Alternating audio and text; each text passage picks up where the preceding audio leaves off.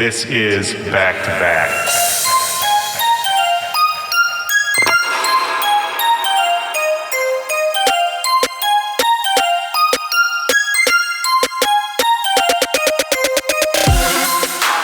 Yo, what's up, Back-to-Backers? This is Willy Joy. Welcome to the show. This is Back to Back. This is my podcast.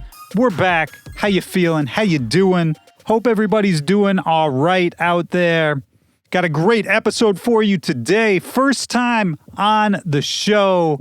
Had a really fun chat with him, man. Dillon Nathaniel is on the podcast.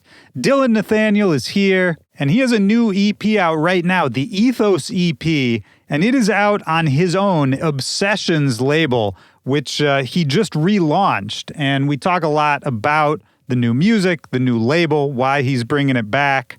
I've been playing his tunes since forever. He's been one of those just consistent artists over the years. Somebody that, peers, everybody in the DJ community is playing his stuff, knows about him, and he's just been maintaining this consistent level for a long time, which is really hard to do. I talked to him about that a little bit in this chat as well. But the Ethos EP is out right now. Go follow Dillon Nathaniel. Go get the new music. Go see him when he's in your city. And there's going to be a link in the description of this episode where you can go and do just that. You can follow me as well at Willy Joy on everything. And man, we're at like 395 episodes. I have some ideas percolating about what we're going to do for the last few here as the podcast slowly comes to a conclusion. And if you're just hearing about this for the first time, I'm not going to go through the whole thing again, but go back and listen to the last few episodes if you want to know more about what's going on with the pod. All of this is to say I got some fun ideas for it. The plans aren't set in stone yet, and we're still going to have some more new episodes before anything, final happens. But I'm thinking about everybody out there, sending you much love as always. Thanks for all the love you've been sending me about the pod, and I really hope you enjoy this episode. He rules, his music rules, and that's it. Let's do it right now. This is me and Dillon Nathaniel, back to back. Let's go.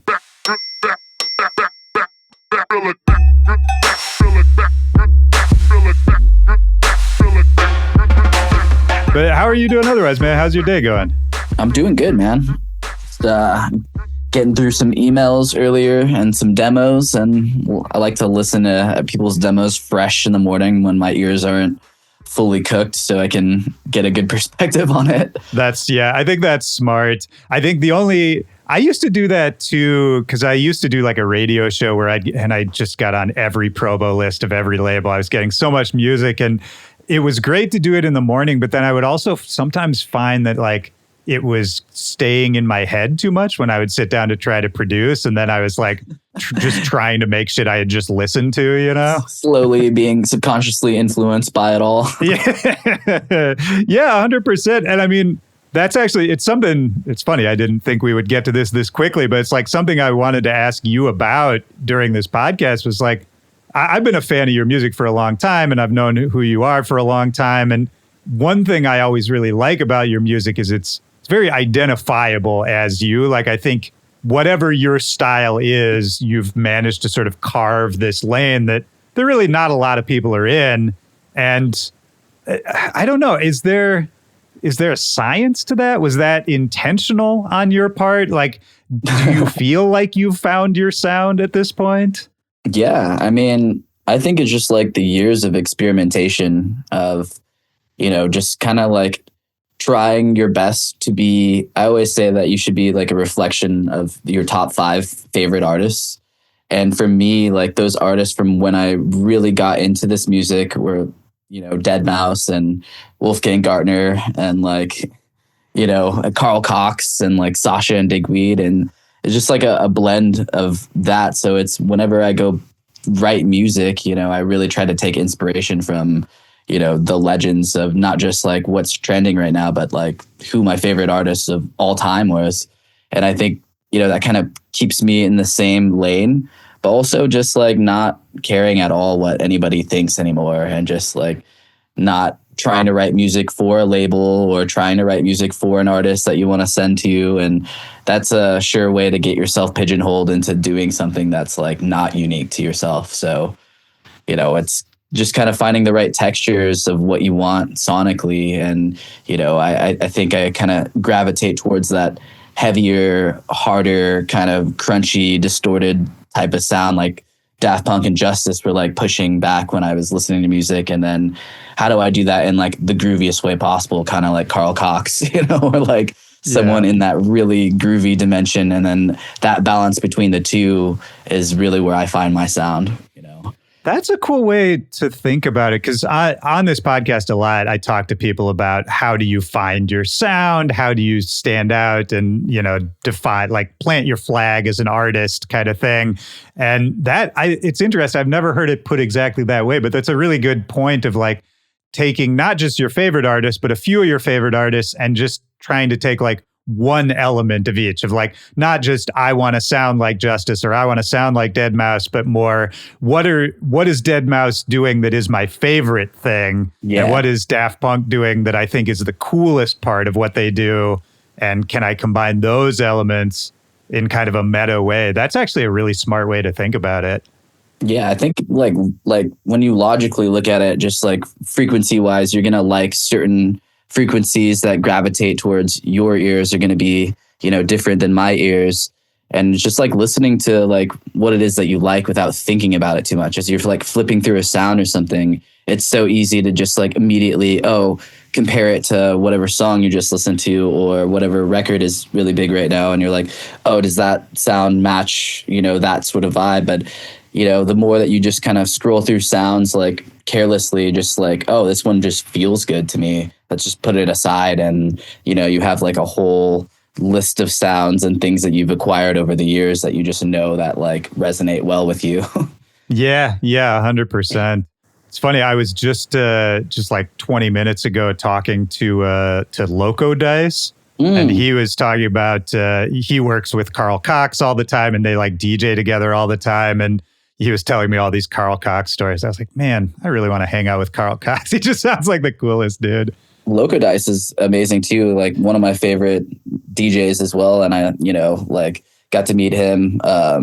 Dude, he's the nicest guy. I'd never talked to him before. Such a nice dude. Yeah. You realize all the dudes at the top are like the most humble, good people. And that's how you just survive in this industry so long and you hold that longevity down. It's because you're genuinely good people. It's a huge part of it, man. Absolutely. It's like you either have to be like the best person or you have to be the most psychotic, like megalomaniac. And a couple of them can kind of slide by too, because I think just everyone else kind of just wants to watch them and see what they're going to do. Yeah. And you can sort of get by that way, but choosing that route, man, is not really recommended because you don't make a lot of friends. Yeah. It's weird. I feel like we maybe never met in person, but I know we know so many of the same people. Yeah, for sure. Over the years, I've seen well aware of you. So many clips of your podcast. It's definitely an honor to be on here, man. And just that's great, being man. associated with all the legends that you have talked to, like, I feel like I don't belong in that circle yet. Oh, come on, man. No, you definitely. I mean, first of all, I'll talk to anybody. I talk to some big names, but definitely some tiny names too. And I don't think you're not a tiny name in any respect. I mean, just the fact that you've already had somewhat of a long career in the sense of like the very short EDM lifespans we see now. Yeah. And even that, to me, I was thinking about this earlier when I was thinking about this conversation, was like, would you consider yourself a veteran at this point? I don't know. I guess like in terms of like, being an athlete or something,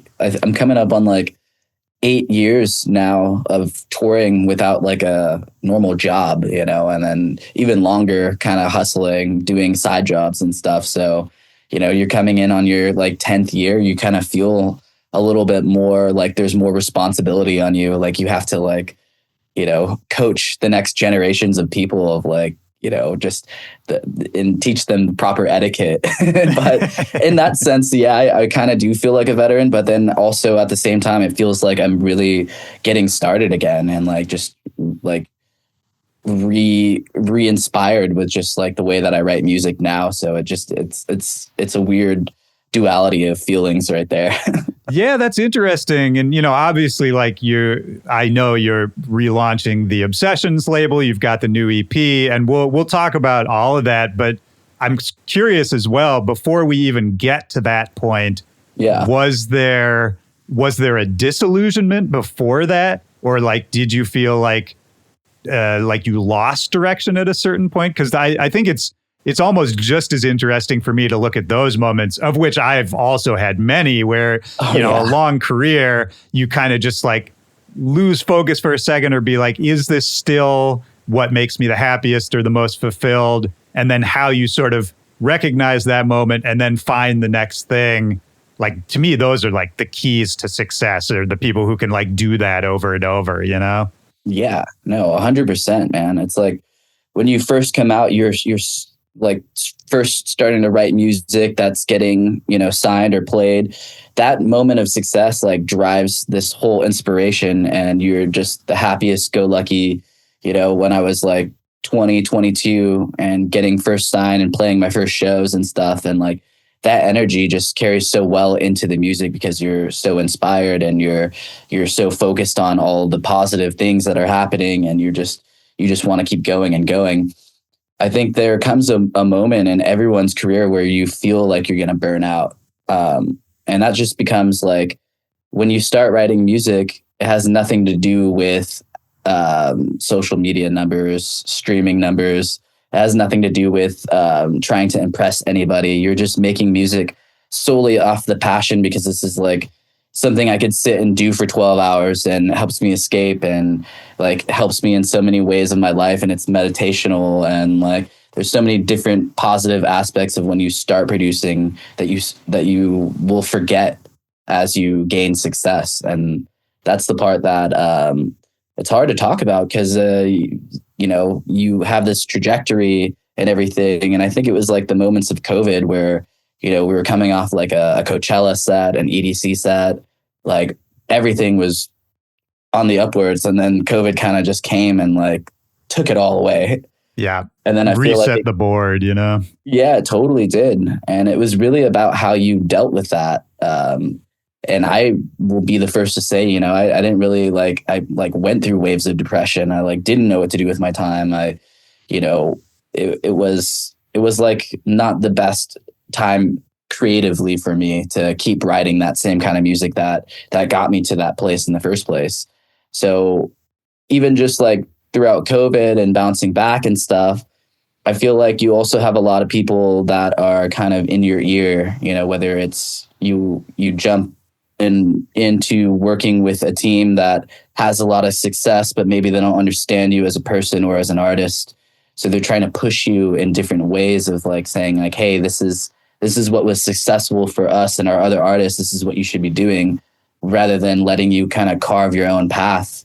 Yeah. And I think that's, the biggest hit to your creativity right there, because everyone wants you to be the next Fisher or Chris Lake or John Summit, and they really want you to push to do these things, and then you start to end up writing music that doesn't align with who you are anymore. Yeah. And then it becomes a business, and then all of a sudden you wake up and you're like not stoked to write music, and you're dreading going on a plane to go play a show and play a bunch of music that doesn't connect with you. So the more that I think about it, the more it becomes just about being a kid again. Like for me, and just writing the music that was, so inspiring, and that helped me through a lot of hard moments, and a lot of those being a kid going through a lot of crazy stuff. Like the more that I think about that kind of music and how it changed my life listening to that,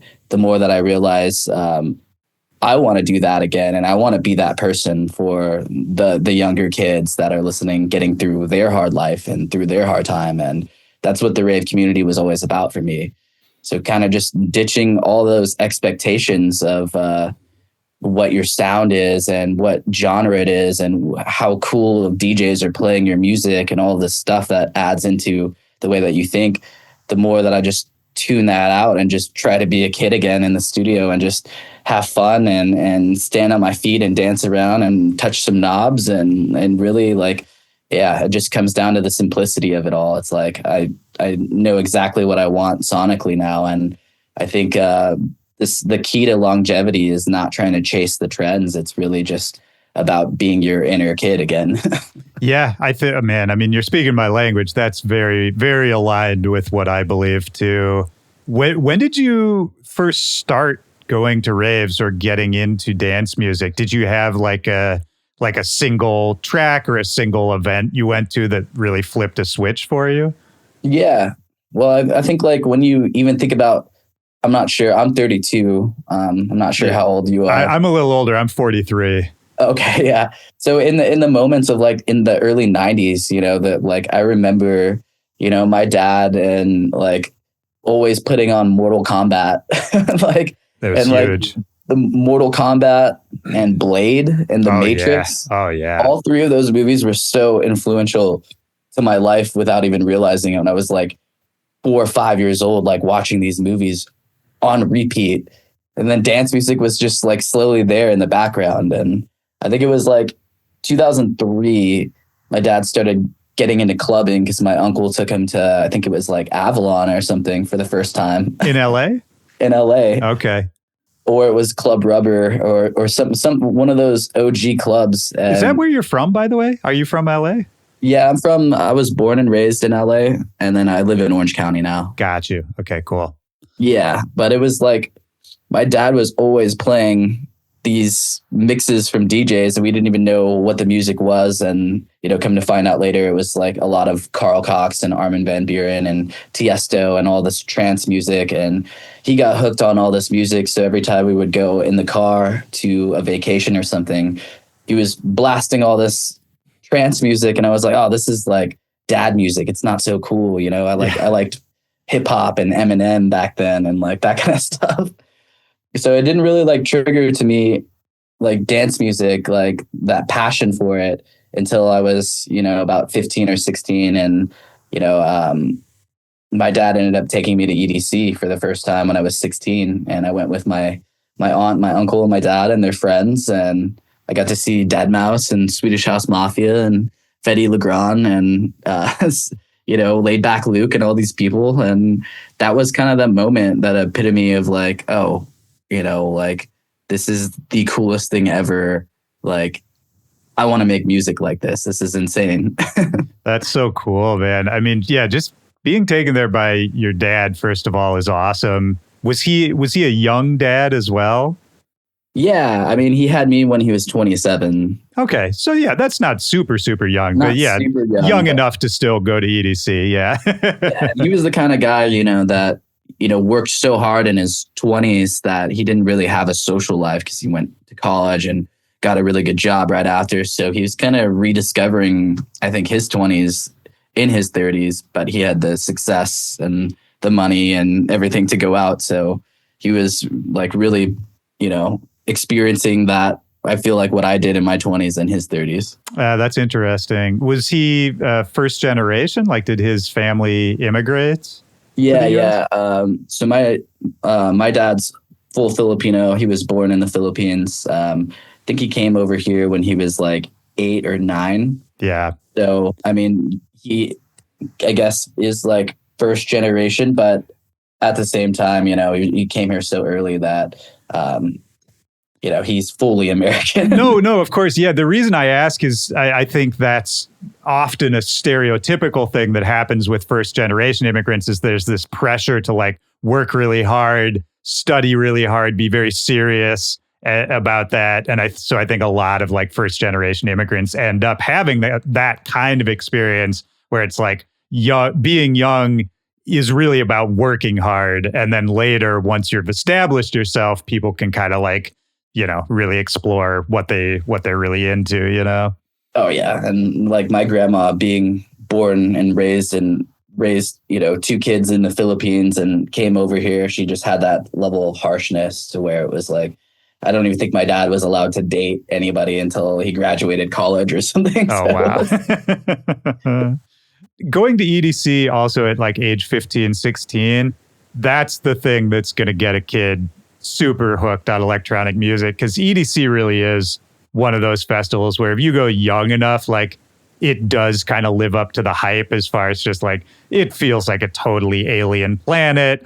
You know, it's like all the biggest names are there. It's like a whole city in and of itself that looks completely different and alien. And I mean, even going there as an adult is still like a crazy experience. But as a kid, that would blow my mind. Yeah, that was the last year. It was at the Coliseum in 2010. Oh, right. And I felt like, I don't know. Yeah, it felt like adult Disneyland or something. Totally. That's exactly what it is. Yeah, it's like adult Disneyland at night. Because you were also like playing in bands when you were young, right? Yeah. So were you like always just a music kid? Yeah, well, I think I owe that a lot to my older brother. He taught me how to play the guitar when I was like 7 or 8. And then we would always just jam out together and just play the guitar and listen to lots of rock music. And I was a skateboarder my whole life. So it's just like punk rock and rap and skate life. Like that was such a big part of my life. And I never really took it like serious, like, oh, like, let me try to record something until, you know, I think it was like 14 and I got a new laptop for my birthday and my dad bought Ethos Studio for my brother. And he never used it. So he put it on my computer. And then the next thing you know, I'm trying to like record like songs, like original songs on the guitar and like trying to sing and all this other stuff, just experimenting with music tech for the first time. So that I feel like that really helped in just like aiding in just like knowing a little bit of music theory, kind of like experimenting with FL Studio already. And because when you download FL Studio, it's all electronic sounds in there anyway. Yeah. So it's like, what the hell? Like, how do I construct a beat? And then it just all made sense after I went to EDC. I was like, oh, okay, like this is cool. Yeah, right. Well, and it's very cool that you sort of had the whole family in on it, because I think that's pretty rare. A lot of stories are more like, you know, I had this kind of weird thing that people didn't really understand, and now my parents get it, but they didn't get it for a long time. And it was like a point of conflict or friction. It's really nice that you had, you know, just like built-in support and like excitement for learning it. I think it's a lot more common maybe now, you know, with the like our generation having kids and like growing up in that scene. But it was a lot more, I guess, like taboo or whatever you want to call it. Like 100%. Yeah. And there's, you know, it's more common now to understand that like a DJ can be a successful career. I think, you know, that just the understanding of that took older generations a while to even wrap their brains around, you know? Yeah. I mean, just even the rave culture too, I feel like back then was really looked at as this druggy community of, you know, people that are wasting their life away and there's no positive, and just the propaganda behind it was, you know, they really wanted to spin rave culture into being something that was negative, but it, you know, you realize how much positivity that it has impacted everybody's life. And, you know, you can't really say anything anymore because it's $1 billion industry. Well, yeah. I mean, now it's just something entirely different. And, you know, we could have a whole different conversation about how like capitalism is ruining it to a certain extent. But you're right that it's interesting. I never really thought about it this way either, because there was that perception, maybe still is, that there's, you know, it's druggies and like just weirdos that, you know, are like wasting their life or whatever you want to say. But then that community, and there's a tradition of this culturally, not just in the rave scene, but in all kinds of scenes of like, sometimes that's where people who come from troubled backgrounds or people who come from outsider paths or whatever, like that can be their place. That can be their collecting place, even if it is messy, even if it is, you know, lawless or whatever it is. That, you know, it's different strokes for different folks. It's the same way that like you can't teach two kids exactly the same way.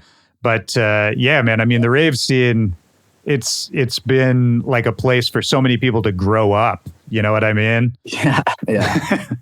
It's funny. I never really thought about it that way, but I think it was kind of that in a different way for me too. Because I mean, I like didn't do any drugs. I was like super nerd, super straight edge kind of kid until much later in life. And I had a good family life. I went to a good school. I got good grades, all of that. But I didn't feel like I really self-actualized and was like, oh no, this is for me. This is my personality. This is how I express myself outside of like all the other things I'm a part of until I went to the rave scene. I don't know. Does that make sense?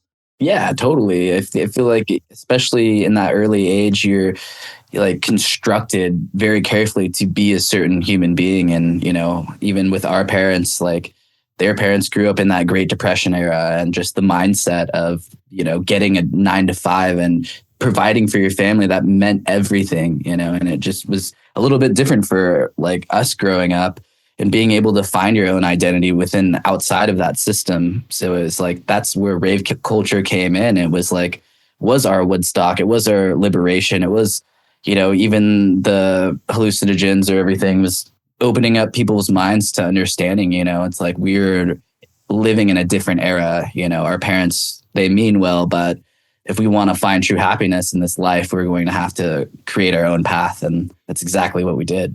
Yeah, man. Amen. Did you start going to raves pretty frequently after that first EDC? Like, did you just jump into the scene? Yeah, I was pretty hooked after that. And like going with your family to kind of teach you how to do it in the right way and like how to stay away from the drugs and the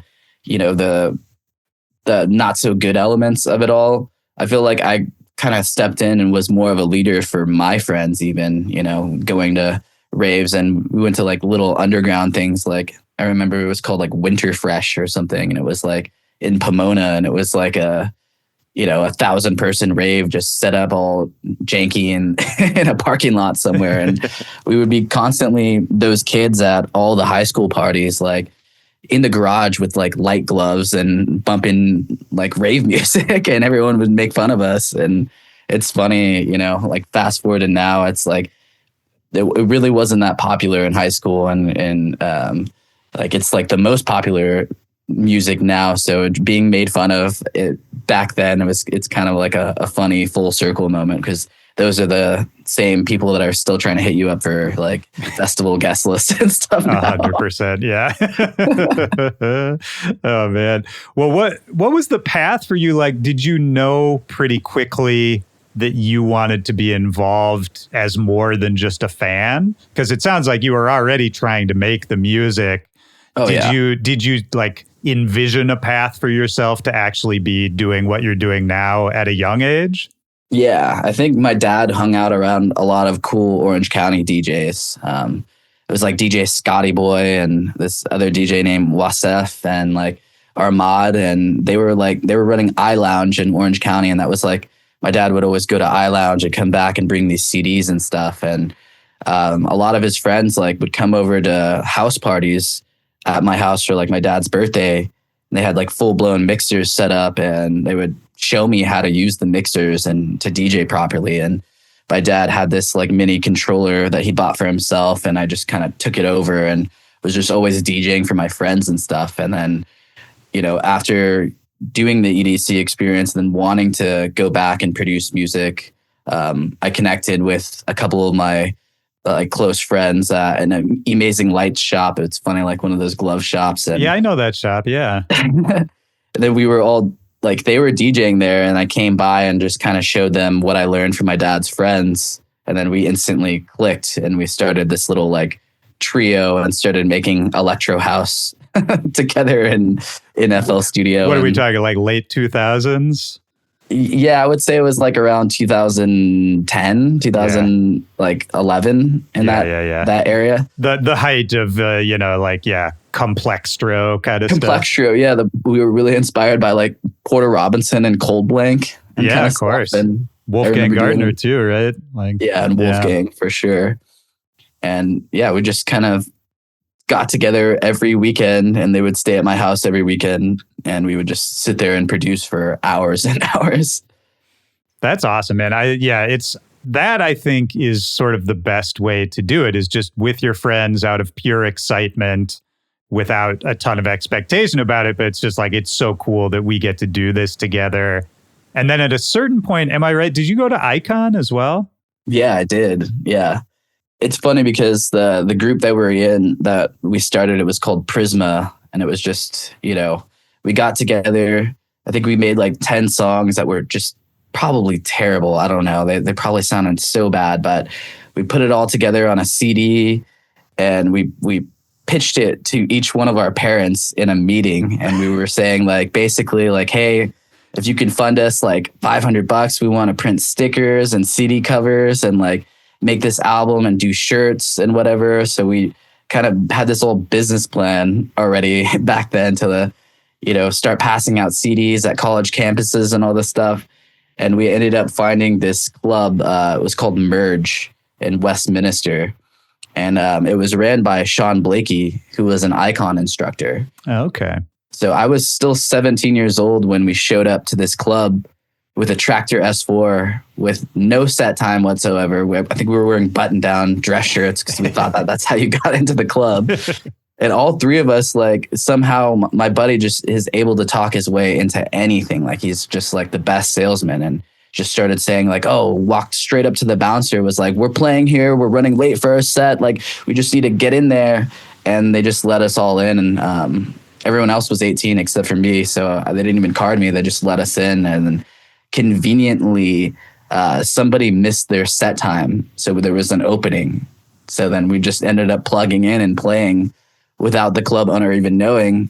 He comes by halfway into our set, was like, oh, this is really good. Who the hell are you guys? Like, and we had told him the story and just fast forward, like we kind of had a little residency there and built our way up. And I did my 18th birthday there. And then he told us about Icon when we graduated high school and was just like, hey, we're doing this production school. And that's how I found out about Icon. Wow. That's so fun, man. I love those kind of stories where, yeah, you're in the right place at the right time and you're ready for it too. You guys were doing this for hours every day, but yeah, just those little random moments, man. Cause then I wonder, like, what does the path look like if the DJ had shown up that night and you didn't end up playing? It's like, I love thinking about just those random tiny little moments that have a big ripple effect. Oh man, that gives me the chills, like even thinking about it, because it's just like the smallest moments in your life that feel insignificant are still so significant, just, and I'm a big believer in like the law of attraction and how you manifest with your thoughts and the way that you put yourself in the right place at the right time. So it was just very fortunate that it all kind of just worked out in that way. Yeah, man. I mean, it's so interesting because I think someone could look at you on paper, the story of your life on paper, and think, oh, well, he just planned to, from a young age to go from point A to point B to point C to get where he is. And then you hear the story and it's like, oh no, it's a ton of random chance and a ton of like just so being in the right place at the right time. And most stories are, but it's really fascinating, man. And once you were at Icon, and obviously, RIP Icon, I've talked about Icon a lot on this show because a lot of big name producers now went through there. Was it that for you? Was it just kind of like the boot camp that like got you really polished and, really professional in your sound? Was it sort of the launching pad for where you were about to go? So I ended up going a different route, like right after high school, just because, having the support from my family was great, but ultimately, I needed funding to go to these schools. Icon was not cheap. For all the good things you can say about it, it was not cheap. It was not cheap, yeah. Even back then, I think we were like the third class ever to go to Icon, but it was still really expensive and a huge risk to take without it being any credibility to, you can't get a degree there. Right, yeah, and they didn't have a proven track record, not a lot of success stories. Yeah, all that. So I ended up going to Musicians Institute to get an audio engineering degree before, and we just did like a really fast crash course. I think it was like a year and a half of just nonstop audio engineering, and kind of got me more in the mindset of less of a artist, a creative, and they throw you into major studios. Like I worked at Capitol for a bit, and I worked at Atlantic for a bit as like a coffee runner, doing all this stuff. And you're seeing, oh, like this is the way that they were kind of teaching you that this is the way that you make money in the music industry. If you want to be a producer, like you're going to be doing late night studio sessions, miking up bands and going into different studios, or doing the live aspect of where, you know, you're running the sound for live bands and stuff. And it just kind of got me more in the mindset and made me feel like, I guess, less of an artist. So I started trying to take that seriously. And I was like, okay, like, you know, if I want to do music for a living, I have to be, you know, a studio rat, engineer, producer, cutting other people's records. And I think it was like 6 months into my internship at Atlantic, but I realized that it was like I was still getting coffees and they were not even going to let me touch the board. And I was 100%. I had a very similar experience. Yeah. I was like, fuck this, man. Like, I don't even know what I'm doing. And just like that life epiphany of like, this is not what I want to do. I'm going to be miserable doing this. And like, so I kind of changed gears and really just opened up FL Studio again. And they were teaching you Pro Tools and Logic and all this shit at school. And I was the guy that was sitting in class, like trying to produce beats on FL Studio and getting in trouble and stuff. But, you know, I ended up finishing school and graduating. And it was just kind of at that moment, we were like, what's next? You know, what do I do next? And I was very fortunate that my grandma at the time, you know, had the funding and put aside money for me to go to school. And the school that I went to at MI was obviously a lot cheaper than going to university or something. So then we had leftover money, and, you know, my dad made a couple calls. So we already had Icon in the back of our mind, and we went in for an interview, and Keizo was the guy that greeted us at the door, showed us around. Oh, that's so funny. He was giving tours? He was giving tours. Keizo was the tour man when we went to Icon. Oh, that's so funny. And then, next thing you know, I think it was the EDC moment where like one of the workers there, I think it was Varun, he goes by Blacklight now, but he was saying, basically kind of pitching my dad at like, you know, there's like the potential for your son to DJ at EDC. Then just like the magic words that clicked, you know, we're like, all right, like, this is the right thing to do. Like that was the whole goal. Like going into Icon, we were like, we're going to play at EDC. Well, and you eventually did. So it worked, right? It did. Yeah. It did do its magic. Yeah, man. Did it, you know, once you went through that system and those classes and all that, did it take off pretty quickly after that? I don't know a ton. Like, I've been following your music for a long time, but I know less about how you started off. Like, was it a slow build to get to be like a known name? Man, I think it's just always been such a slow grind. Like, people really think that you have some sort of overnight success when you sign a record or you play a big show, but it, you know, coming out of Icon too, I still was not at the level that I needed to be at even still. And you learn so much from the curriculum and so much from everyone around you. But I think, you know, I was more of a shy kind of, you know, younger adult. You know, I was spending so much time producing, and I wasn't really like going out and networking. Like some other people just have kind of instant success because they can go out into a big crowd of people and just like talk to a lot of people. But it took me years to develop that skill to just like feel confident. I know exactly what you mean. Yeah.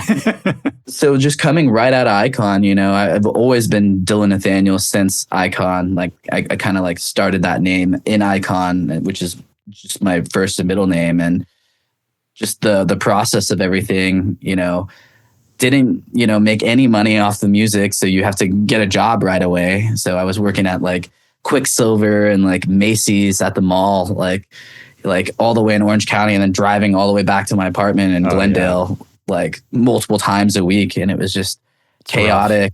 And then I ended up getting like a job, like trimming weed at a weed shop that gave me more opportunity to like make music and do that. And it was like sketchy to do that kind of stuff back then. Like it Of wasn't course. so legal, and I didn't really tell anyone in my family or anything. It was just kind of like, oh shit, like how do I make more time for myself so I can actually do this and like lock it down? And so I think, there was that 3 or 4 years after graduating Icon where you're just like, fuck, like I don't know if I'm gonna make it. Like this is crazy. Like well, it's hard to like.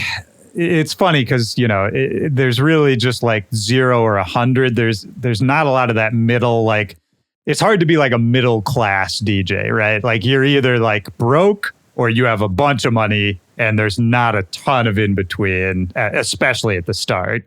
Yeah, at the start for sure. Yeah. Just like cruising by, like doing what you had to do to survive. And there's just so many moments of just eating bean and rice burritos. Oh yeah, like dude. Scraping by on top ramen and just doing what you had to do just to make sure that, I realized if it mattered that much to me, like there's no plan B. This is plan A all the way. And like, I'd rather starve and like be broke trying to make this happen right now than just calling it quits and going to get a corporate job. And there was a moment in time, like at that crossroads where I did get a corporate job at LA Fitness. And then it was like, I think I only worked there for like 2 or 3 months and then just kind of realized this is stupid. Like, let's keep doing the music stuff that I went to school for and that I'm so passionate about. And so it was really that long period of time before I even got a hold of a record label called Audiophile. And they were such a small label. It was called Audiophile XXL. And it was the moment where Shiba San played my song at Exchange, where I was like, all right, maybe I'm kind of good at this. Maybe this is like something that can go. Yeah. And then from then on, the record label owner became my manager. And that was really like the start of like the first shows that I was doing and playing. And then he ended up connecting me with Night Bass. And then that was like that pivotal moment where I was like, all right, like, I think I can do this. Yeah, no, 100%, man. It just takes one person. It's like a cliche to say, but it's so true that like when you're young and just starting off and it's hard and you don't have any money, just that one person, in this case, like a Shiba San playing your tune, just to be like, no, you belong here. Like that kind of message, it just gives you a battery for years to come, man. I know exactly what you're talking about. Just like, oh, thank God I'm not crazy, like, yeah. Like this, I do belong here. I do fit in with this. And I mean, that's so cool, man. It's funny because I was going back, I like scrolled all the way back in your Spotify profile. Yeah. And I was one of the first tracks on there is a track called Kinetic. Oh my God. But no, dude, I listened to that track and I was like, even back then, you could still play that now. It's interesting to me because like I think you were on to something even back then, because like sure, it's maybe not as like fully developed as the stuff you're making now, but I don't know, man, there's elements of it where I was like, man, you could play this in a set right now and it would still go off. Like I don't know what it is about what you do or how you do it as far as production goes, but I feel like you figured out something early on that people must have gravitated towards, because even those early tracks, like you can still hear, I think, the core of what you were going to become. You know what I mean? That's super cool, man. I haven't really thought about that record in a long time, but it was that EDM.com when the blog was really popping on SoundCloud. And you would just like, I'd send them like 10 songs, like I swear, like every month, just like trying my hardest just to get reposted. And then that was the moment where they actually turned into like a record label and they were like, well, we want to sign this song. And I was like, I'm going to get signed to a label? Holy shit. Like, right. But it was definitely that like super heavy electro sound in the very, very beginning. And like, I definitely have always gravitated towards those really heavier, crunchy sounds. And I think like, honestly, it sounds crazy, but like, my roommate and I, because we were working at that weed shop, we were fucking stoned all of the time. Of course. just so high making music and just not caring about time. So it's like we would go work for 2 weeks and then you'd have 2 weeks to do whatever you wanted to do. So we would sit there and smoke so much weed. And I felt like that kind of helped me get out of my head and just like start experimenting with sounds and not just like care so much how it ended up with the finished product. We were just having fun doing it. And it's such a strong representation of my sound, is like just like not caring so much. And I don't know a ton of music theory. I'm not like writing music, in my opinion. It's just like I'm writing cool beats, and like it's very stripped back and not a lot of melodies going on, but like the drops are like the main focus. And that kind of became my sound without me knowing it early on. And then as I progressed and strayed away from it, you know, I saw a lot of fans were saying like, I miss warehouse bass. I miss, you know, the old Dillon and all this stuff. Like, why did you switch to tech house? You were making cool bass music, like bass house. And, you know, all of that became like a lot of pressure to like, oh, I need to be better at tech house. And I wasn't getting played by all the coolest people until, you know, I think it was like Solardo and Lee Foss. And then I finally got that stamp of approval in tech house. And then just to come find out later on, I'm just going to come back to this sound where we originally were. So it's like, right. Experimentation is crazy. Yeah, of course, man. And I think that's a natural thing too, is, you know, you start off one way, you sort of feel like, okay, I've expressed myself in this way. How else can I express myself? What else can I do? And then over a long enough timeline, you sort of just end up landing in some kind of middle ground where it's like, oh yeah, no, all the stuff I did before when I was just this passionate kid, like, of course, that's still me and that's still in there. But now I know how to do this other stuff too. And I can kind of combine these elements and like really, really just sort of come back to like the core of it, but polished. You know what I mean? Yeah. Like, I think that's part of it. I think for now that I like listened to a bunch of your music in a row earlier today, I feel like maybe an underappreciated aspect of what you do is I think you're just kind of a master of bass lines too. Yeah. There's something about, I mean, you're using different sounds and patterns and melodies and all that, but always the bass line is really interesting. It's really simple and really catchy. And I think that is such a like secret science, because it's like, for somebody who doesn't know anything about dance music, it sounds very simple. It's a few notes, it's a bass line, it repeats, but picking the exact right rhythm, melody, sound, like it's such a precise science. And I think it's something you're better at than a lot of people. I don't know if you agree or if that's the way you think about it. But for me, I was like, oh, every bass line is just like perfectly dialed. I think playing the guitar has a lot to do with that, just because like the way I would try to achieve distortion out of an amplifier is kind of the way that I view it as like a synthesizer. How do I achieve the right distortion and the right tone? And then once you have the right texture, how do you play it in a rhythm that feels good to you?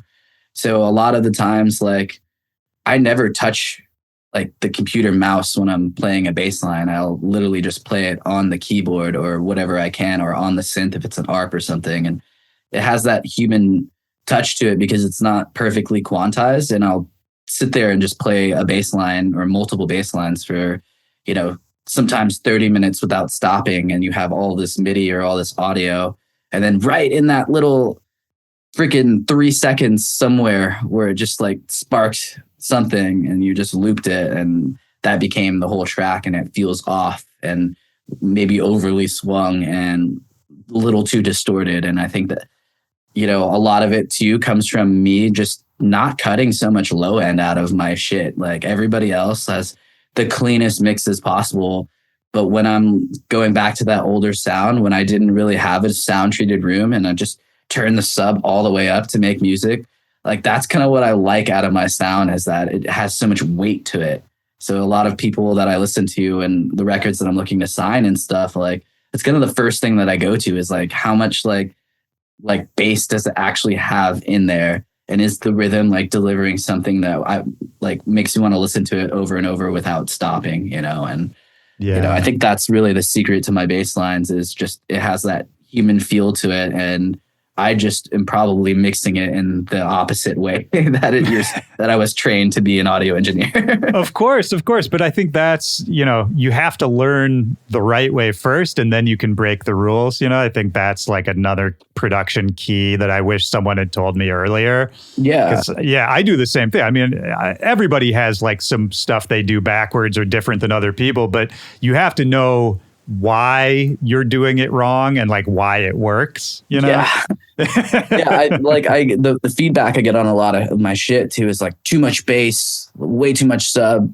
I was like DJing back to back with Adapter, and like he's my homie, and like, every time I would drop a track, he'd be like, "There's too much bass, man." And it's like, and I think about it, I'm like, yeah, man. Like I feel like all my shit is like that. So in context, it's just all about listening to music in context. If you're listening to a lot of my stuff and then it just sounds like chunky and heavy, but then like you mix in someone else's track and you're like missing all of that. But if you're playing a set that's so clean the whole time and then you drop one of my tunes, it's going to make your mix sound a little funny, probably. Yeah, it goes both ways, man. And I think that goes back to the sort of signature sound thing we've been talking about this whole time of like, no, that's just like certain art. It's the same with bands. One band is heavier than another band and they can tour together. They're in the same genre, but they don't have to be produced the same way. Like weirdly, I think rock music has a wider variety of production than dance music sometimes in that way. Totally. Which is sort of bizarre because like all the sonic engineer,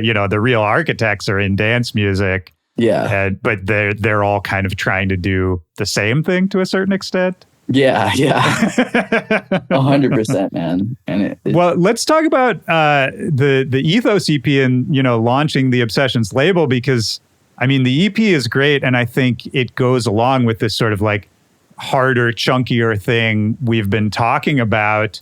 What was the decision-making process to sort of relaunch the label, to put out this music instead of other music? I know you're making music all the time. You're very prolific. Like, what is it about this time and this music that felt right to like launch the whole project? Yeah, I think, like I was saying, when you go through that period of time where you're trying to produce music for other people, and I went through that wave. It's like I just started Obsessions in 2022. Was feeling good about everything. That was like in probably the peak of like my tech house era. I was really trying hard to make it in tech house and to seek approval from all the coolest tech house DJs. And there was just that moment of time of like, I feel like the stuff I was making, it wasn't resonating with the top dogs in tech house. So it was just like diminishing. I felt maybe a little like uninspired of what am I going to do? How am I going to adjust the sound? And I kept trying to write that record, like the next hit tech house record. And I wasn't aligning with that inner child in myself again. So, put out a few sick records and a compilation and all of that. But I think just in general, when I started the label, the whole point was to give back and to be able to be that night base for the other younger kids, to do cool pop-ups, to do like things that were different. There, like before, it was really cool to throw parties in warehouses and stuff. We were like, that was our whole thing. It was like warehouse movement, warehouse space. Like it's for the underground. It's for the kids like me, like, so that was the whole tension in getting into it. But I really feel like I wasn't working with the right team. I didn't really have the people that aligned with the vision, didn't have, the same sort of work ethic. And that it comes to in terms of like when you have the record label, it takes a full team of people with the same vision and everyone aligning on it in order for it to be successful. So I feel like maybe I premature launched it back then, was going through my own struggles artistically of what I even want to produce. How am I going to like run a record label and have a vision? So we kind of put that on pause, and I took a little break from making music. There was like a 6-month period where I just needed to take a pause, and not that I wanted to quit, but like even in that 6-month, taking a break, all the DMs and messages basically like, where did I go? Did I quit? Like, and then even when I started releasing music again, people were like, oh, are you back? Like, it was like, oh, I never left, I just Yeah. kind of took a little mental health break and went through a lot of personal shit in my life and grew a lot from that and changed a lot as a person. And I just remember being unhealthy, touring, drinking every weekend, eating like shit, being overweight. And that was a big aspect feeding into like not being able to be creative the way that I wanted to. So I guess like the whole relaunch of this label, it just feels like the timing is just perfect now. It's like, I feel like I've really aligned with what I had to do with myself in my journey in order to just say, I don't give a fuck anymore what anyone thinks. I'm going to make exactly what I want to make because it's who I am as a person. It's who I've always been. And to be able to sign artists and do what, AC and Tchami has done for me, like I want to give that back tenfold. So it's like, that's really where all this ambition and inspiration is coming from. It's a stripped back version of all of the experimentation that I've done within, bass house and tech house and minimal and disco and techno, and trying to condense that all into like one sound and to allow each artist to fully express themselves the way that I express myself musically. So it's like when I'm looking for artists for the label, I'm not trying to replicate the sound that I'm doing. I want you to have your sound and I want to stand behind that and push your sound. And I think that's kind of where it's like Obsessions comes from, just the obsession of just being able to listen to that, 30-second clip for an hour straight and not getting sick of it. And I like that you're framing it as sort of trying to build a community too, because, so many times we don't have to name names, but we both know plenty of people who, an artist starts a label and it ends up kind of just being like just another way that they can promote themselves, Yeah. And I think you're spot on talking about like Aaron, AC Slater's Night Bass, like that was always such a cool collection of interesting characters making weird, unique music. Everyone sounded a little different. Yeah. And people forget, I think, because it's pretty successful now, that he was doing that in obscurity for years before it became a thing. And I think with the same mindset of just like, I want to find people who make me excited about music, and I want to build a community because my music is also a little outside the norm. So I don't know, man. I think you're onto something with the ethos, no pun intended, of the label. Thank you, man. Yeah, it's kind of like the music for the kids that are being rejected by all the coolest DJs. It's like, let me help you at least build a platform to take that next step. And it was like, for me, it was the same way. No one thought my music was cool until AC played it. So it was just like, you just take one person to really like change that for you. And like, I think even with this Ethos EP, I can't tell you, I sent it out before I even wanted to relaunch the label.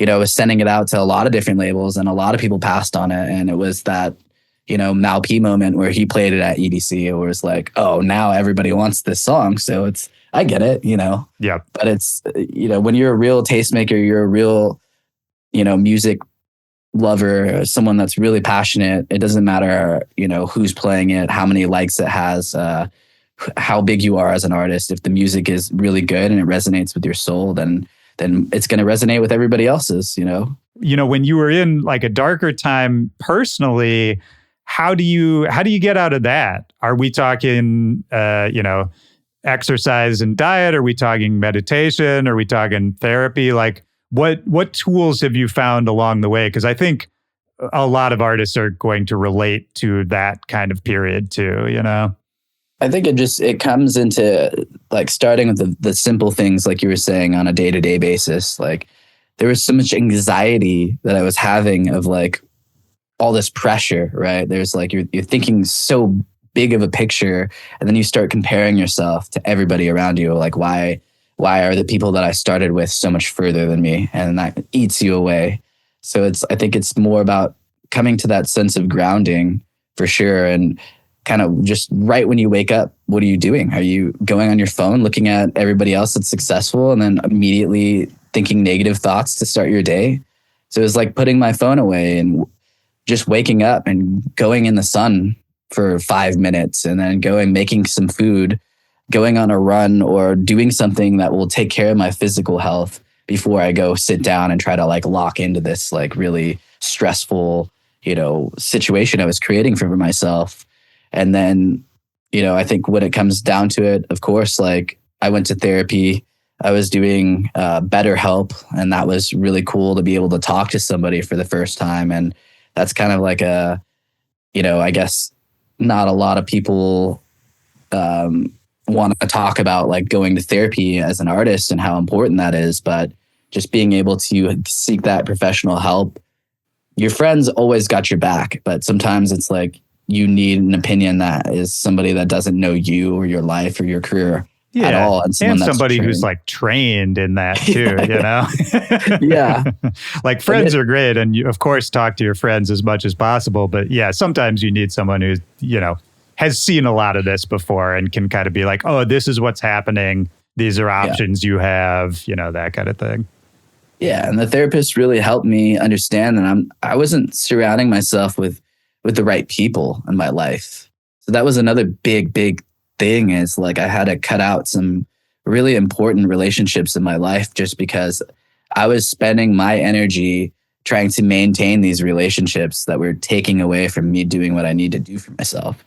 So it was like, you can't really make it without a community of people that fully support what you do and boost you up and inspire you every day. Is if you're surrounding yourself with people that are kind of holding on to you and dragging you down, there's only so much that you can do for everybody else's life before you have to, cut ties and realize, that you got to do what you got to do for yourself. So I think I found that out within therapy and started building that confidence back within myself and within my music. And yeah, it was just more of I didn't know what to do at first, but when my therapist kind of put it was just like, let's just take it day by day.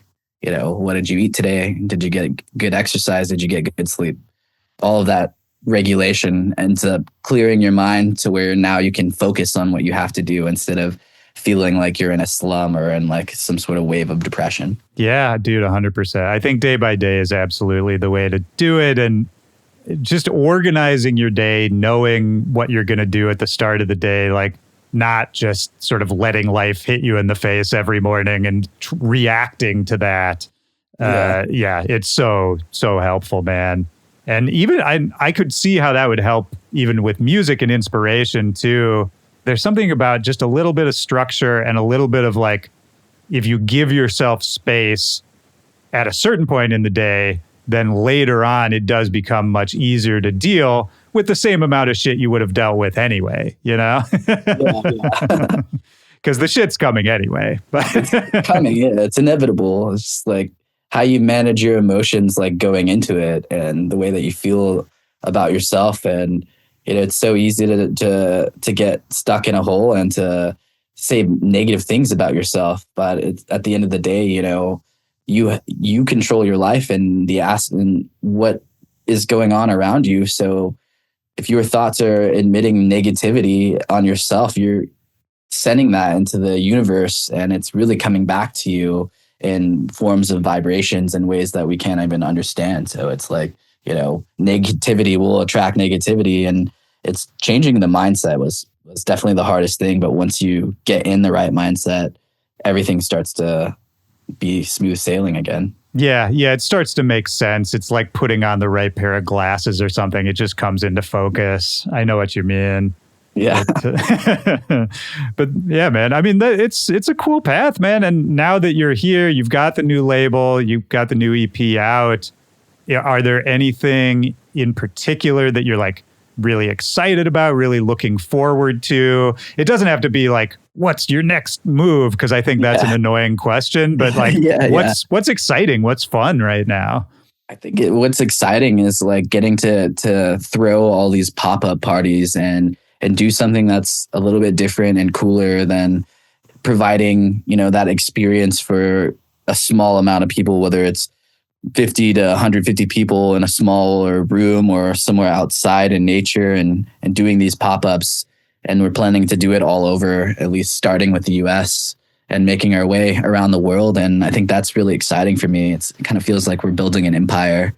And like, I'm also very, very excited to design clothes, and like, I'm a big person in fashion. So, you know, we want to do like rave streetwear, but like, you know, more in like a cooler kind of way that represents California, you know, where we're from. I like that, man. I mean, yeah, rave clothing in general could use a little cool. I mean, I love the wide range of clothing at raves, and it doesn't have to be like, it can be very silly. I don't mind that at all, but I do feel like there's a certain level of quality where I'm just like, couldn't we just like move this up just a little bit, guys? Yeah. So I'm just excited on all the artistic collaborations, from shows to clothing to music, that I'm going to be doing with, and being able to create those opportunities for these younger artists. And that's really what I'm most hyped on. I love it, man. This is a super broad question, but I did want to ask, just because I think you might have an interesting perspective on it. Like, what do you think about the state of the house music scene in the States right now? Because it's in many ways bigger than it's ever been. Yeah. You know, like house music, you know, you've got your John Summits and your Chris Lakes and all that, who are, you know, these like headlining superstars way outside of dance music.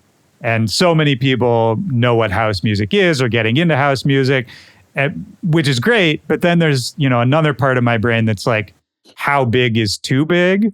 Because, you know, once something gets so mainstream and overground, then you get a lot of kind of tourists coming in, or people who like don't understand why it's cool or what the cool part of it is. And I, you know, like, I make house music, I play house music, but I'm not a house music scene guy primarily. And so I'm always curious, for you, who's been like steeped in it for a while now, what does the landscape look like to you? It's a broad question, no wrong answer, but like, what does it feel like right now? I think it's the opportunities are obviously bigger than they've ever been, you know, with Fisher and Chris and John pushing house music into that mainstream category. You know, house music DJs are on the main stages now, and that's a really, really cool thing, a really cool opportunity. Like you're saying, you're going to get an influx of people that maybe don't understand how genuine it's supposed to be, or how the etiquette is per se. But I feel like it's our job as people that have been in this industry to educate people and to encourage it, rather than being the negative person saying, oh, house music is mainstream in America. Like, I'm so cool, I want to be underground. This isn't cool. And it's easy to create a divide. But I really think house music is such a wide variety of music. But to us, like, we understand all the subgenres, but to, you know, I ask my friend's mom, you know, whether they know what deep house to minimal house to like tech house to bass house. They all think it's techno. Every genre of electronic music is techno. So that kind of perspective helps me. It's like, you know, it helps me understand that, like, because I'm so tapped into it, I care so much about subgenres and what I'm playing just to the naked eye. Like, no one even cares at all what it is. Right. So it makes me like feel hopeful, because I'm like, I just want to listen to good music. I don't care what genre it is. It just, if you have your own artistry, I want to listen to you. And I do feel like a lot of tech house and house music, because of Splice and Loop Cloud, it's so easy to just stack loops on top of each other.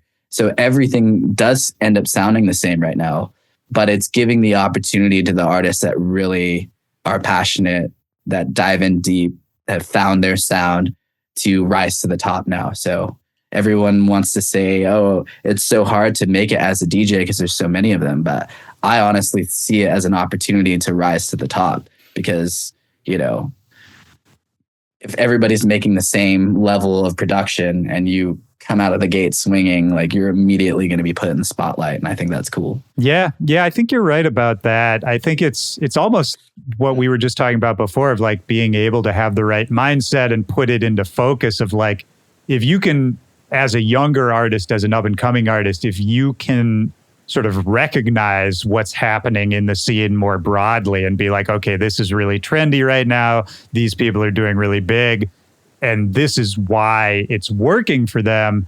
And then figure out like, well, how can I flip that, rather than like, how can I do what they're doing?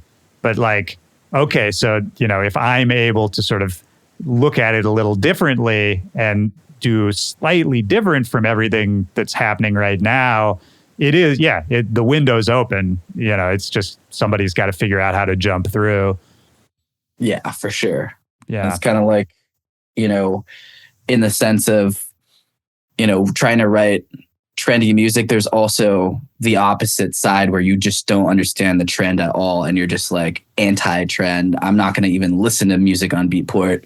Let me try to experiment and make the weirdest shit possible. There's that like happy medium in between having your finger on the pulse of what's happening right now and being a manipulator of that and doing it in your own way rather than just being, I'm so underground, like completely screw whatever is trending. Like, right.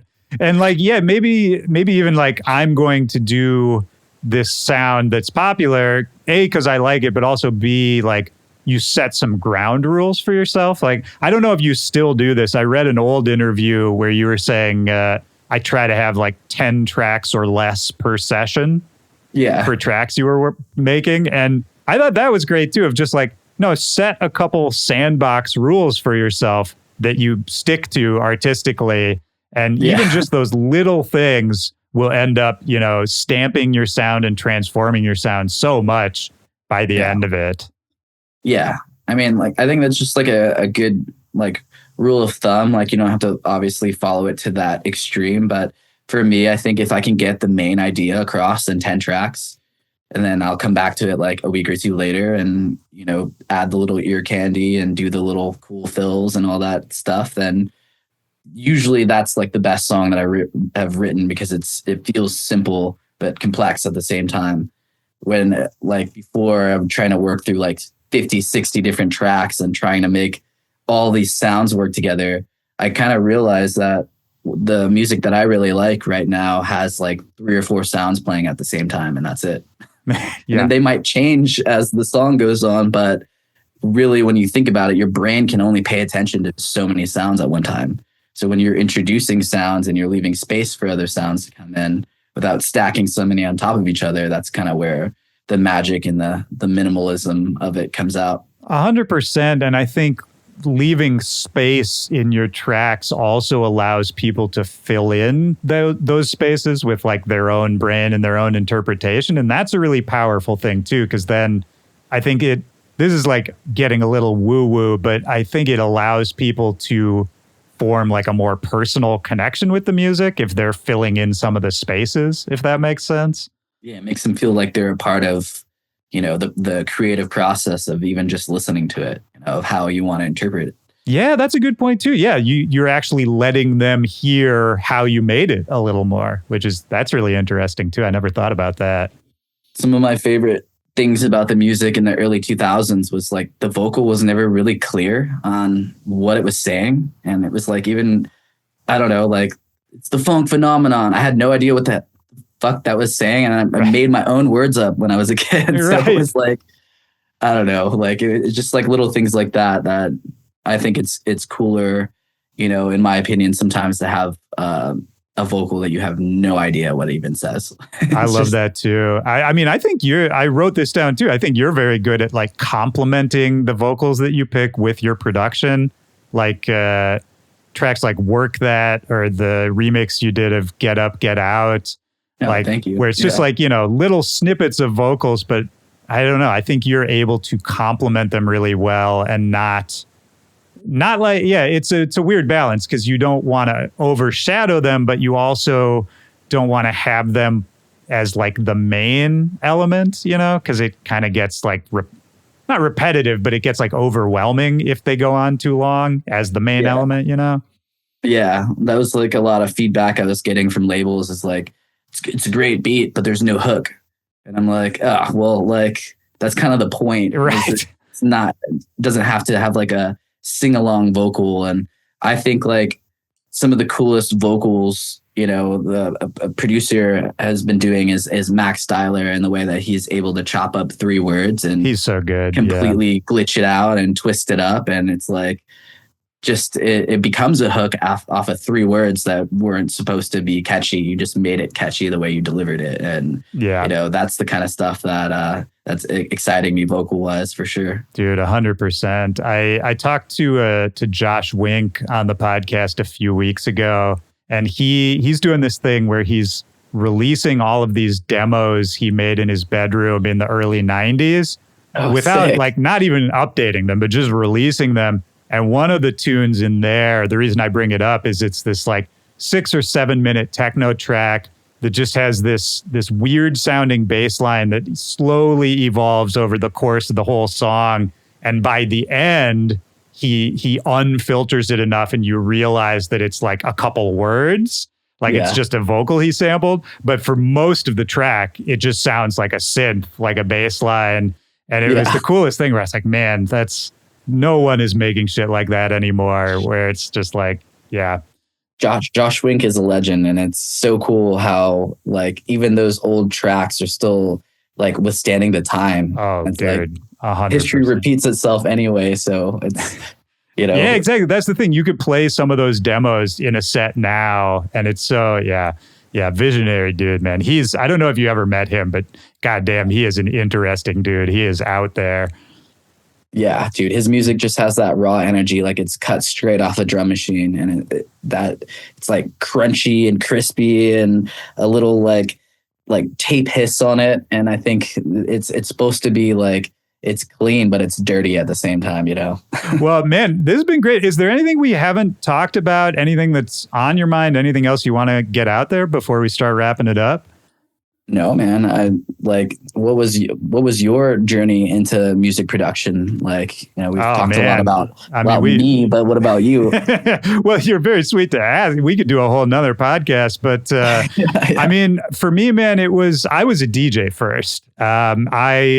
I got into going to raves and electronic music in the late 90s, and I was a little raver kid, and I just started DJing instantly. And I was doing little house parties and then little warehouse raves, and, you know, eventually like made a demo tape, a demo mix that got me, you know, not even signed, but just like a promoter let me open up like a legitimate rave, you know, playing the first slot of the night. And do you remember what that rave was called?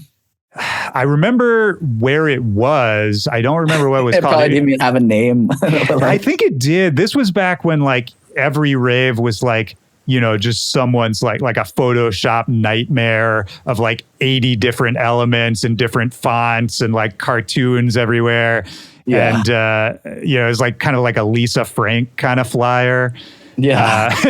But it was so I grew up in Minneapolis, and it was at this place called Profile Music, which was a bunch of like rehearsal studios. And then they had a live room where they would also throw events sometimes. And it was just one of those spots where, like, for a couple of years, people threw raves there. Yeah. But I still remember that. I mean, it was super fun. I was playing, like, a lot of, like, actually, ironically, a lot of, like, two-step and UKG back then, but sort of the first wave of it. Right. Because it had this big wave. Oriented. Like because it had this big wave in the late 90s, early 2000s. Then it went away, and now it's kind of back again. But I was super into that first wave. So, yeah, that was, like, the first, like, legit rave I played. And then in terms of production, I went to school for kind of audio engineering and like experimental music, like academic music, to more like half composition, half like experimental electronic stuff. Yeah. And I learned Pro Tools then. I did the internship like you, where they just had me get coffee. I was like, one day I was like buying candles for Clay Aiken. That was my moment of like, why am I doing? I don't care about this. I was like, oh man, we had such a similar experience. Yeah, no, exactly, dude. I'm just like, I've never been very good at faking interest at something I really don't care about. And at a certain point, I think the studio could tell I didn't care at all, and we just were mutually like, yeah, we don't have to do this anymore. This isn't helping anybody. That's good. But yeah, so you know, I learned Pro Tools first, and then Ableton later. And I started off, you know, it was like the mashup era when, you know, Diplo was still in a group called Hollertronics. Oh man, yeah. That was kind of my era, my come up, and there were some other groups around that time doing similar stuff of just like making a mashup was like a crazy idea back then. It was so much harder to do, man. There was it no was. AI that stemmed it out for you, and YouTube to MP3 downloaders. Like there was like nothing was on. There was no YouTube. Dude, 100%. I mean, you had to kind of go back. You know, when I first started DJing, everything was vinyl, and some vinyls would have acapellas on them. Like, like a white label release would come out and just be like 10 acapellas from popular songs. And that was how a lot of those early mashups was like made. Christmas morning, you're like, yes. Oh, dude, 100%. Yeah. And it just went from there, man. I mean, I was in the blog days like you, sending a million tracks to blogs. I did a series with Gotta Dance Dirty, if you remember that blog. Dude. Bones? Bones. Yeah, shout out to Bones, man. And we did like a weekly thing where every Wednesday I would put out a new track on their blog for like 6 months or something. And I mean, most of them were garbage, but it was like a really good exercise of like, I have to finish a track every week. It gives you a deadline. Yeah, exactly. And I think that really helped. And that's how some people first heard about me. And the Bloghouse days. Pretty much, man. Yeah. And that was my errand. It was just, again, kind of like you, like a slow and steady. There wasn't like one moment that really blew it wide open. But just over the course of that, I made a lot of friends. I was living in Chicago. I was throwing my own monthly night. So I met a lot of people. That's like, I brought AC Slater through. I brought, a bunch of people that we now know. And that's how I met a lot of them early on. Anyway, that's like a long rant, but I mean, it's kind of the same as you, man. It's slow and steady. A bunch of little things add up to like, eventually I'm touring pretty regularly and I have a bunch of friends and we make music together. And it's just being a part of the scene and having a lot of fun. That was like, I don't know. I never really had a plan, but I was just like, oh, this is cool. I want to be a part of this. And that was kind of the guiding thing for me. Yeah.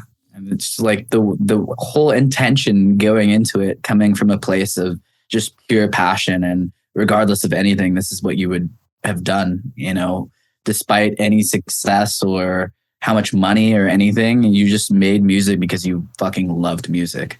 100%. Yeah. And even for me, if I'm being really honest, like my real love is DJing. It's my favorite thing to do. That was my passion since I was a kid. And I like making music a lot, but if I couldn't go and DJ that music later, I don't think I'd make the music. Like for me, it's all in service of like, I'm excited to make music because I can envision myself playing that music in a DJ set kind of thing. You're always a true DJ at heart. I think part of it too, it's funny. I was just talking to Loco Dice about this idea too of like, I think whether it's DJing or production or any of it, I think the way you really stand out and the way that you don't hate your life is figuring out like, I like to do all of these things and I can do any of these things, but like, what is it that I'm the best at? What part of this do I do better than some people, or what part makes the most sense to me, and really focusing on that. And for me, like I love watching a super technical DJ who can do these intricate tricks. It's incredible to watch, but they're the ones who are the best at that. And I think for me, what I'm really the best at the end of the day, is reading a crowd, curating a set. And really just like going on that ride with people. For whatever reason, it's just like, that's how my brain works. And I think that's part of it too, for even an up and coming producer, DJ, whatever. It's like realizing, okay, not only do I like doing this part a lot, but like maybe this is the part I'm the best at, Yeah. And focusing on that. I don't know if it's the same for you. Yeah. I mean, I think obviously it's all within more music production for me, and kind of taking the back seat as a DJ almost, and just like not trying to do too much and not trying to play too many of the hit records. Like, I feel like it used to be more of like a 50-50 for me to like, all right, let's play half of my stuff, half of like what I think the crowd is going to like. But I slowly started realizing that people are showing up to my shows because they want to hear like the unreleased music that I have. So like gearing it more towards like 75-80% of that, and then giving them a little 15-20 of whatever's cool or cooking right now. So you still always got to be a DJ and a crowd pleaser at heart. But, I definitely shine more in that artist aspect. I did want to tell you too, this is a very random anecdote, but they're just on the tip of your production. I think you probably know your reputation and like how many DJs and producers love what you do. But I have this weird memory and it sticks in my mind. I don't know why, but during the pandemic, Pendulum had like a podcast, sort of like, maybe it was like a live stream that turned into a podcast kind of thing. And I don't know if you ever heard this, but there's one, I was randomly listening to an episode of it at the gym. I was living in San Diego at the time, and I think it was Rob Swire was like hosting it, and they're talking, and then someone else brought in one of your tracks to play. It's just like let's listen to some music. They weren't DJing, but just listening to tunes, and they played one of your tunes. I have no idea which, and like Rob Swire just like lost his mind and was like, who is this? Like, he was just like, went on and on about like, this kid is, I wish I could remember specifically, but like, it was like the highest praise of like, oh, this little technical thing he did here and play this part again and like, blah, blah, blah. That's so cool. Yeah, man. And it was such I don't know why I still think about it sometimes. It was like such a genuine reaction from someone who's been around for so long. I was like, man, I wonder if Dillon ever heard that. Because dude, I actually I never heard that. And that's a really cool story, man. Because even on the most recent feedback report from the Ethos EP, Rob Swire elevated a 5. There you go. He might have started following you at that moment because I don't think he knew who you were when he did that. The amount of impact that Pendulum had on my life and Rob Swire and him doing that, the Ghosts and stuff with Deadmau5, and like that was like, the whole reason why I started making music. So it's like that to me is crazy, man. I appreciate you telling me that. Yeah, dude, 100%. It was just one of those funny moments where I was like, oh yeah, it was cool too, because I was like, oh man, even a guy who's been around this long can still get excited about a new artist in the same way that we all get excited about new artists. And I was like, oh yeah, that is kind of the point of just like finding new shit that, makes your hair stand up. It's, sort of like what you were talking about with your label too, of just like, let's keep it going. Yeah, 100%. Well, cool, man. I don't really have much else for you, man. It's really fun to talk to you. I appreciate you taking the time to do it. You too, bro. Let's definitely stay connected, and I appreciate you, brother. Yeah, you too, man. Take care. Have a good rest of your day. You too. All right, bye.